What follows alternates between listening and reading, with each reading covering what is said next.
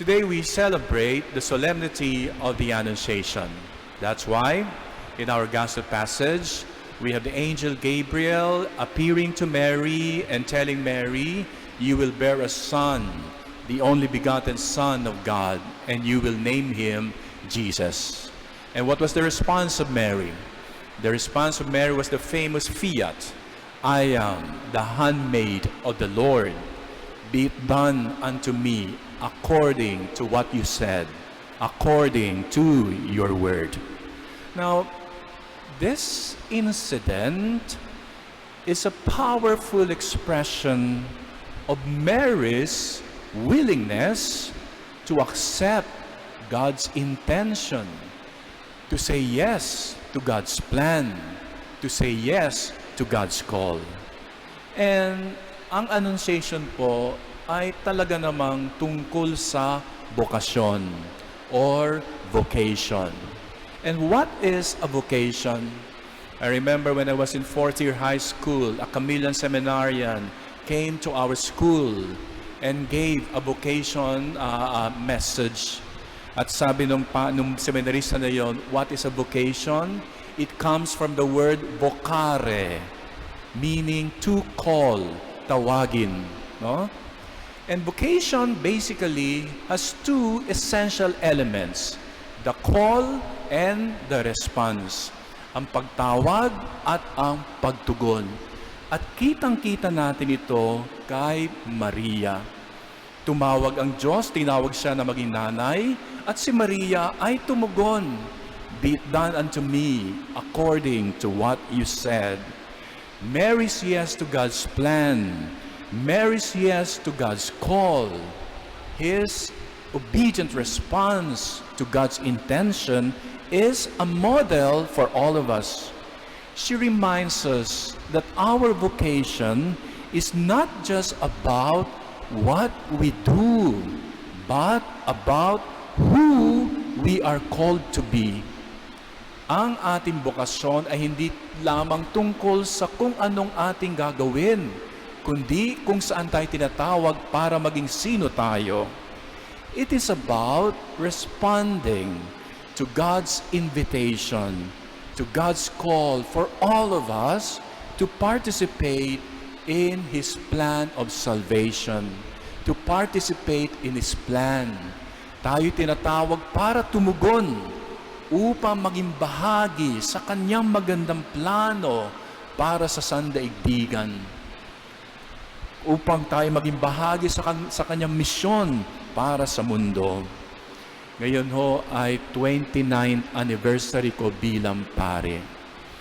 Kaya nandito yung dalawang kulukoy. Si Father Mosky puyat na puyat, hanggang 2 a.m. na natapos mag-aral, pero gumising para dito. Mas okay na yon kesa si Edri lamang kasama ko. Pistayo Edri. Mas magandang kami ng tatlo. Kami ng tatlo, ho? 29 years na ho akong pari. At dito ho ako na-ordain sa simbahang ito. March 25, 1996, alas 2 ng hapon, ni Jaime Cardinal Sin. Dito sa simbahang ito. Hindi pa ganito itsura noon. May mosaic pa dyan eh. No? Yung mga litrato ko na ordination, mosaic pa yung nasa likuran. Hindi pa ganito kaganda yung ating simbahan. At marami nagtatanong, paano ka ba naging pari, Father Steve? Kwento ko na lang sa inyo kung paano nag-umpisa ang aking bokasyon. Ako po'y lumaki sa Bicol, sa Daet, Camarines Norte. Ang aming parish priest ay si Monsignor Nas, Monsignor Salvador Nas, sumalangit nawa. Bumisita siya sa bahay at habang sila nagkwekwentuhan sa sala ng aking tatay, nandun ako sa sala naglalaro. Grade 3 pa lang ako. Grade 3. Ako lang yun nandun. Kaming tatlo lang sa sala at nakikinig ako sa usapan nila na hindi nila napapansin. Ganito yung kanilang pag-uusap. Nagtanong ang aming parish priest, "Ugot," Augusto ang aking tatay, "Ugot ang palaya, Ugot, ilan ba ang anak mo?" Ay, Monsignor, konti lang, 100. Oh, 100. Ilan ang lalaki? 8 lalaki, Monsignor, at 4 na babae. Oh, sa 8 lalaki na yan, wala bang pwedeng magpari? Nakikinig ako, ha? Sabi ng tatay ko, tumingala pa siya at nagganon. At sagot niya sa Monsignor, naku, Monsi, wala pong gusto magpari sa 8 lalaki kong anak. Nakita ako ng Monsignor at itinuro ako, yung batang yun. Tinuro ako, ha? Hindi ba pwede magpari yun? Alam mo sagot ng papa ko? Naku, Monsi, hindi pwede yan. Pilyo ang batang yan. At narinig ko yung sagot ng Monsignor, mas pilyo, mas bagay magpari. Kaya naging pari si Edril.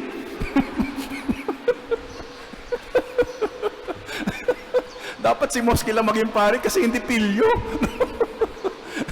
Mas pilyo, mas bagay magpari. And you know what? That conversation remained in my young mind. Sabi ko, pinag-uusapan nila ako. Pinag-uusapan nila ang aking posibleng future. And the future they were talking about me was about the priesthood. And that registered. Mula noon, naging interesado ako magpari. Grade 3, nasa Chinese school ako. And every day na ako'y umuwi galing sa school, kinukulit ko yung mami ko, Mami, gusto ko lang pumasok ng seminaryo. Mami, kailan ako papasok ng seminaryo? Because I was so makulit, from a Chinese school, my mother, my parents transferred me to a Catholic school, La Consolacion School of Daet in Camarines Norte. Pero lahat ng siblings ko nasa Chinese school. Ayaw ng parents ko na mag-isa ako sa La Consolacion at nilipat ang lahat ng aking kapatid para samahan ako. No? At yun ang umpisa na aking pagpapari. No? Yun ang umpisa na aking pagpapari. Yan ang aking bokasyon. At alam niyo ho, as we reflect on Mary's yes, we are reminded of our own call to discern and respond to God's plan. Paano ako tinawag ng Diyos? Sa pamagitan ng tanong ng Monsignor na iyon.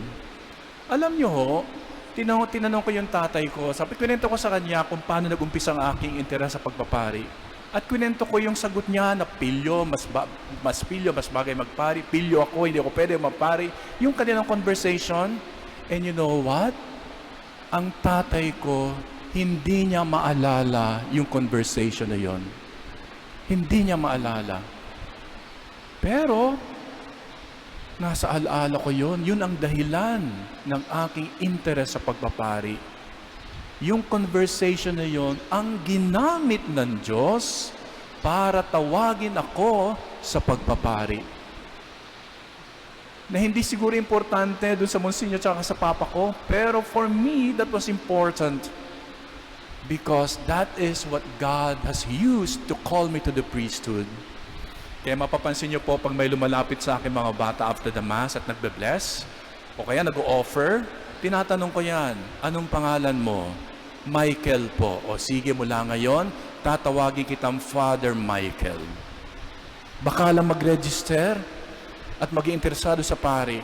Ikaw, anong pangalan mo? Edril po. Huwag ka na magpari. Tama na yung isa.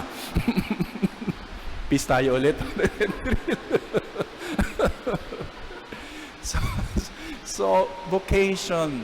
The call and the response. The call and the response. Mary was called by God and she responded yes. And so tayo rin. Ito'y paalala sa atin na maging discerning. Maging discerning. Laging dapat mulat. Kasi sa mga ordinaryong pagkakataon, baka tinatawag kayo ng Diyos para mag-participate sa kanyang misyon.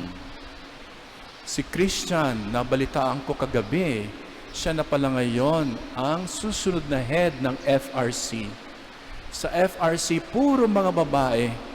Siya lang ang tinik sa maraming rosas. Pero ito ang isang halimbawa, isang halimbawa ng pagtawag ng Diyos na maging bahagi ng kanyang misyon para sa simbahan at lalo na para sa Cathedral Parish community. So today's solemnity is reminding us to be always open to the voice of God, calling you to participate in His grand plan of salvation, God's plan of proclamation of good news to this Cathedral Parish community of the Immaculate Conception. Amen.